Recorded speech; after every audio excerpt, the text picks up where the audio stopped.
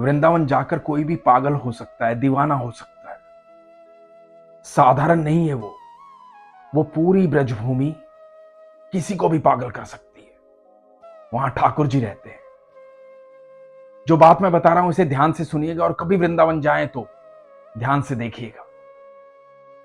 जब कोई भी बिहारी जी के दर्शन करने जाता है और वापस लौट रहा होता है ना, उसके चेहरे पर तेज देखिएगा कितना है। ये आपको दुनिया में कहीं दिखाई नहीं देगा। कुंज की गलियों में जो लोग इधर से उधर जा रहे होते हैं ना, उनके चेहरे पर तेज देखिएगा कितना है। चमक रहे होते हैं चेहरे। जब वो ठाकुर जी के दर्शन करके आते हैं ना, तो अद्भुत ऊर्जा साथ लेकर आते हैं। और जब वृंदावन से लौट जाते हैं ना, तब उन्हें एहसास होता है कि शरीर तो आ गया है लेकिन दिल वही रह गया। ऐसी अद्भुत जगह है वृंदावन। ऐसे ही प्रेम का एक अद्भुत प्रसंग आपको सुना रहा हूं। बड़े ध्यान से सुनिएगा, आंखें बंद करके सुनिएगा। ठाकुर जी के साक्षात दर्शन हो जाएंगे आपको। हरे कृष्ण दोस्तों, मैं हूं अनुज शर्मा। मेवाड़ की रहने वाली अजब कुमारी। अजब कुमारी राजसी परिवार में पैदा हुई। राजा की बेटी थी। एक बार ब्रजभूमि आई। ब्रजभूमि आई तो गिरिराज जी गई। गिरिराज जी जाकर के जतिपुरा में श्रीनाथ जी के दर्शन की, भगवान गिरिराज के दर्शन की, ठाकुर जी के दर्शन की। हम सब जानते हैं कि श्रीनाथ जी का मंदिर जो है वो नाथ द्वारा में है, मेवाड़ में है। लेकिन क्यों है श्रीनाथ जी वहां? ठाकुर जी ब्रिज छोड़कर कभी जाना नहीं चाहते। ठाकुर जी हमेशा ब्रिज में रहना चाहते हैं। जब वृंदावन से मथुरा गए थे ठाकुर जी, तो उद्धव को कहा था कि ब्रिज छोड़कर आ गया हूं, मेरा मन नहीं लग रहा। और ठाकुर जी ने खुद कहा है, मैं इस अनंत ब्रह्मांड में कहीं हूं ना हो, लेकिन मैं वृंदावन में हमेशा मिलूं। जब भी मुझसे मिलने आओगे मैं वहां हमेशा मिलूं। तो अजब कुमारी मेवाड़ से ब्रिज आई, श्रीनाथ जी के दर्शन किए। श्रीनाथ जी का मंदिर उन दिनों गिरिराज पर्वत पर होता था, जतिपुरा में। जब दर्शन किए तो बस देखती रह गई, दीवानी हो गई। प्रेम हो गया ठाकुर जी से। कोई भी पागल हो जाता है ठाकुर जी को देखकर। अजब कुमारी पागल हो गई।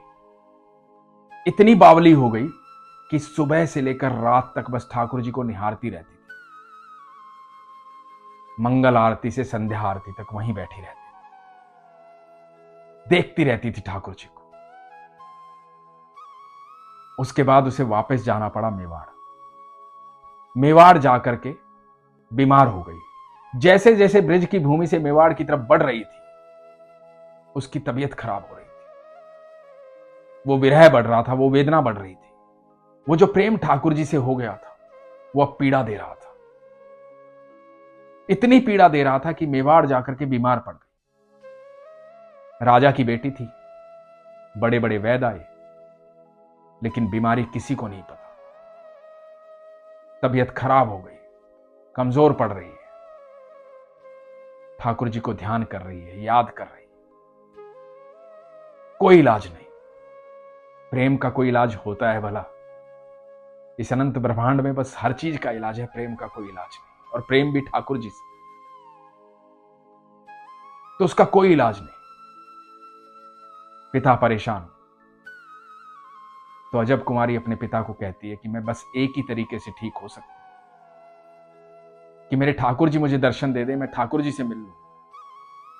मुझे श्रीनाथ जी से मिलना है, तभी मैं स्वस्थ होंगी। मुझे वहीं रहना है। तो अजब कुमारी के पिताजी ने कहा कि बेटा, तुम कुछ दिन के लिए वहां चली जाओ, पर हमेशा के लिए तो तुम्हें वहां नहीं छोड़ सकता। तुम एक राजकुमारी हो, तुम्हारा विवाह करना है, गृहस्थ जीवन संभालना है। हमेशा के लिए तुम्हें वहां नहीं छोड़ सकता, कुछ दिन के लिए चली जाओ। अजब कुमारी बड़ी प्रसन्न हुई। चलो कुछ दिन के लिए सही, ठाकुर जी से मिलने का मौका तो मिलेगा।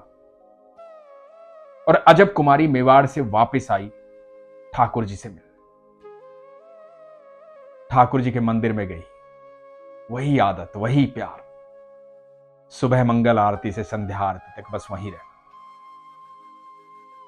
देखती गोस्वामी जी को, गोसाई जी को और लोगों को जो ठाकुर जी के मंदिर में सेवा करते, श्रीनाथ जी की सेवा करते, मन में आता कि कितने सौभाग्यशाली लोग हैं ये, हमेशा मेरे ठाकुर के पास रहते हैं, उनकी सेवा करते हैं। मुझे भी ऐसा सौभाग्य प्राप्त हो जाए तो आनंद आ जाए।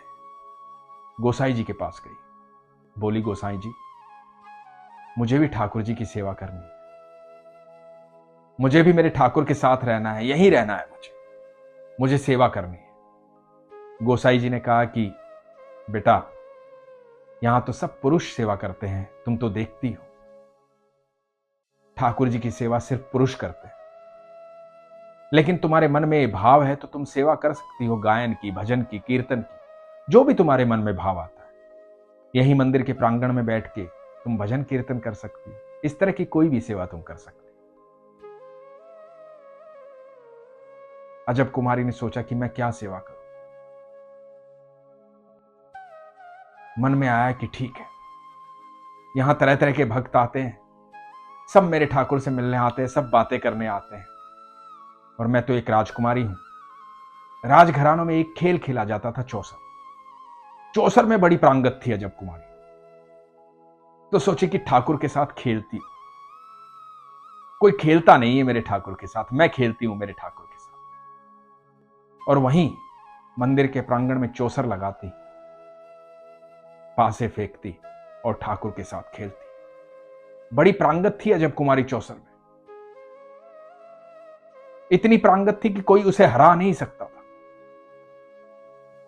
अब जब खेलती थी तो अपना पासा फेंकती और ठाकुर जी की तरफ से खुद ठाकुर जी का पासा भी फेंकती थी। और जब अंतिम चाल चलनी होती, जहां अजब कुमारी जीतने वाली होती, वहां जानबूझ करके हार जाती और ठाकुर जी को जितवा देती। अपने ठाकुर को कैसे हरा देती, हमेशा जितवा देती। और धीरे धीरे क्या होने लगा कि जैसे वो ठाकुर जी को जितवाती तो ठाकुर जी की दंतावली दिखती, ठाकुर जी के दांत दिखने शुरू हो जाते, चेहरे पर मुस्कुराहट आ जाती, ठाकुर जी खुश दिखाई देते। बहुत सारे लोग इस बात को देखते थे कि ठाकुर जी खुश हैं, दंतावली दिखाई देती है, प्रसन्न दिखाई देते हैं जब जीतते हैं। अजब कुमारी ठाकुर जी की मुस्कुराहट देखकर बड़ी प्रसन्न होती, उनकी दंतावली देख करके बड़ी प्रसन्न होती, आनंद आता। रोज खेलती, रोज अंतिम चाल ऐसी चलती कि ठाकुर जी हारने वाले होते और उसके बाद ठाकुर जी को जितवा देते। अब उनके पिता का बुलावा आ गया कि बहुत दिन हो गए, वापस मेवाड़ आ जाओ। तो अजब कुमारी ने कहा कि ठीक है, सैनिकों को कहा कि ठीक है चलूंगी, बस एक खेल और खेलने दो मेरे ठाकुर के साथ। और आज अजब कुमारी ने चौसर बिछाई, ठाकुर जी को बड़े गौर से देखा। फिर जाना था अजब कुमारी को, आखिरी खेल था ये। चौसर बिछाकर पासे फेंकने शुरू की, एक बार अपने पासे, फिर ठाकुर जी की तरफ से पासे। खेल शुरू हुआ। आज का खेल बड़ा गंभीर था, ठाकुर जी हारते जा रहे थे। बड़ा खूबसूरत खेल रही थी अजब कुमारी, पारंगत थी। ठाकुर जी के पसीने आ गए, विग्रह में से पसीने आ गए। और जैसे जैसे खेल का अंत हुआ, आज ठाकुर जी को भी लगा कि हार जाएंगे। ठाकुर जी के चेहरे पर मुस्कुराहट नहीं थी, लेकिन जैसे ही वो अंतिम चाल आई, अजब कुमारी ने पासे पलट दिए और ऐसी चाल चली ठाकुर जी की तरफ से कि खुद हार गई। मन से और दिल से तो वो हार ही गई थी, और चौसर में भी हार रही थी। वो ठाकुर से कभी जीतना नहीं चाहती थी, अद्भुत प्रेम करती थी। और जैसे ही ठाकुर जी विजयी हुए, चौसर में जीते, तो इतने प्रसन्न हुए, इतने प्रसन्न हुए कि विग्रह से ठाकुर जी प्रकट हो गए, ठाकुर जी अवतरित हो गए और अजब कुमारी को आलिंगन किया। यह अद्भुत मिलन था भक्त और भगवान का। अजब कुमारी की साधना पूरी हो गई थी, उसका प्रेम जो है साक्षात उसके सामने खड़ा था, ठाकुर जी सामने खड़े थे। उसको आलिंगन किया, बोले ठाकुर जी बता तेरे को क्या चाहिए, बहुत प्रसन्न हूं मैं तुझसे, तेरे प्रेम से, तेरे भाव से, बता तुझे क्या चाहिए। भक्त को भगवान मिल जाए और क्या चाहिए होता है। अजब कुमारी को भी कुछ नहीं चाहिए था, बस देखती रही ठाकुर को, निहारती रही, आंखों से अश्रु बहते रहे, ठाकुर जी मुस्कुराते रहे। ठाकुर जी भी देखते रहे और ठाकुर जी बोले कि सब आते हैं मुझसे मिलने, खेलने कोई नहीं आता, बस पहली बार आई है तू जो खेली है मेरे साथ, बहुत प्रसन्न हूं, बता तुझे क्या चाहिए। अजब कुमारी ने कहा कि ठीक है, मांगूंगी तो दोगे, दे पाओगे। ठाकुर जी तो अनंत ब्रह्मांड के मालिक हैं, कुछ भी दे सकते, लेकिन यह प्रश्न गजब का था। ठाकुर जी ने भी भाव में आकर वादा कर दिया कि ठीक है, जो मांगोगी वही दूंगा, बताओ क्या चाहिए। तो ठाकुर जी का हाथ अपने हाथ में लिया अजब कुमारी ने और कहा कि पक्का वादा करो, पक्का वचन दो कि जो मांगूंगी वो दोगे। ठाकुर जी ने कहा कि हां, जरूर दूंगा। तो अजब कुमारी ने कहा कि ठीक है, मेवाड़ आ जाना ताकि रोज आपके दर्शन कर पाऊं, आपको देख पाऊं, आपसे मिल पाऊं, आपके साथ बैठ पाऊं। मुझे आज जाना है, आप मेवाड़ आ जाना। ठाकुर जी मुस्कुराए, ठाकुर जी ने कहा कि ठीक है, आ जाऊंगा। उसके बाद हम सब जानते हैं कि मुगल तो कारण बने थे, बिना ठाकुर की मर्जी के कोई ठाकुर को इधर से उधर थोड़ी कर सकता है। ठाकुर जी ने मुगलों को कारण बनाया और चले गए मेवाड़। यह अद्भुत प्रेम की गाथा है। अब क्यों ना हो कोई वृंदावन आके पागल, प्यार जो हो जाता है ठाकुर जी से। हम सब ठाकुर जी के पास जाते हैं अलग अलग भाव लेकर के, हमेशा ठाकुर जी के साथ बहुत सारी बातें करते हैं, लेकिन उन बातों में सबसे ज्यादा बात करते हैं अपनी डिमांड की, अपनी इच्छाओं की, अपनी भौतिकता की, आर्थिक जरूरतों की। कोई मेरे ठाकुर से जाकर ये पूछता है कि ठाकुर जी कैसे हो आप, आओ खेलते हैं थोड़ी देर, आओ थोड़ी बातें करते हैं, चलो यहां से, बहुत देर हो गई मंदिर में बैठे बैठे, चलो यमुना किनारे बैठेंगे और बातें करेंगे। कोई कहता है ऐसा, एक बार कह के देखना। ठाकुर जी इंतजार कर रहे हैं आपके इस प्यार का, लेकिन इस प्रेम के लिए प्रगाढ़ विश्वास होना चाहिए। इसलिए हमेशा कहता हूं, अपने विश्वास को मजबूत रखो, अपना ख्याल रखो। हरे कृष्ण।